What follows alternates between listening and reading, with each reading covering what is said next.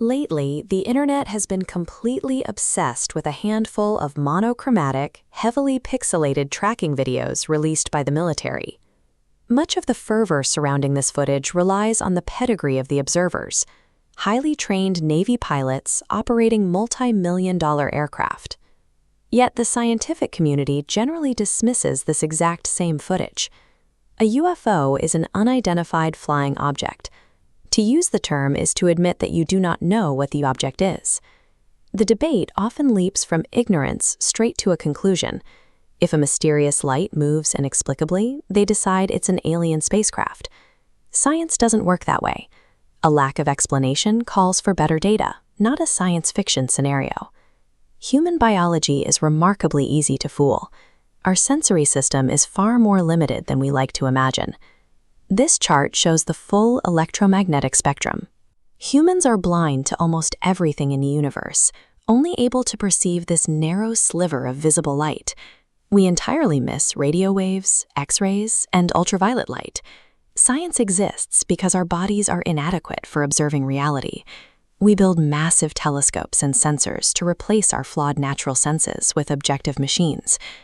Think about how easily a simple arrangement of lines can trick the brain into misjudging the size or speed of an object.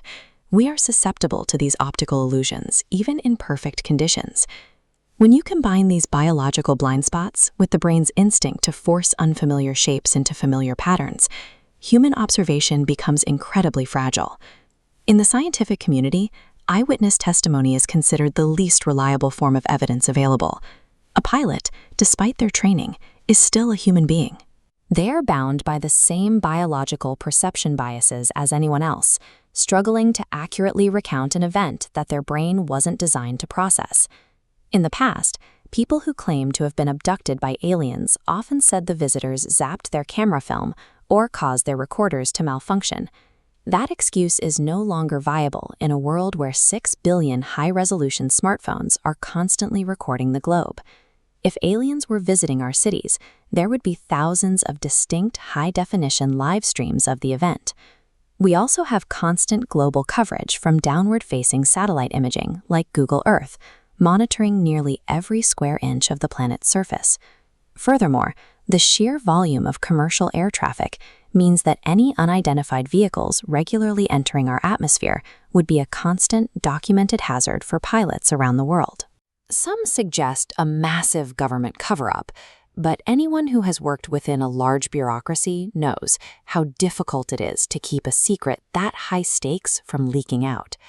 The combination of billions of cameras and the inherent difficulty of government secrecy makes the idea of a perfectly hidden alien visitation mathematically absurd. Why is our default assumption that advanced life would be hostile or interested in studying us? The concept of the evil alien is a direct psychological projection of humanity's own history. Throughout history, when a technologically superior culture has encountered a less advanced one, the results have been catastrophic for the group that was visited. Our fear of aliens is really just a fear of how we behave. It is also the height of hubris to imagine that a civilization capable of crossing the galaxy would find our behavior particularly fascinating. When you walk down the sidewalk and see a worm, you don't pause to analyze its thoughts or study its culture. You either ignore it or you put it on a hook to help you get dinner. Even our cinematic aliens, beings with faces, mouths, and spines, reflect our own biological reality. They are based on the vertebrate predators we've feared since childhood, like the T-Rex, whose massive jaws still command our instinctive respect. Popular belief in alien visitors is largely a product of Hollywood storytelling and internal human psychology. Scientists are just as excited about the prospect of meeting aliens as anyone else. Making contact would be the single greatest discovery in human history. To accept such a claim, researchers require hard data, physical specimens, or unassailable telemetry, rather than blurry videos or subjective accounts. The universe is vast, and we should absolutely keep looking up. We just need to demand rigorous evidence over imagination as we search for the truth.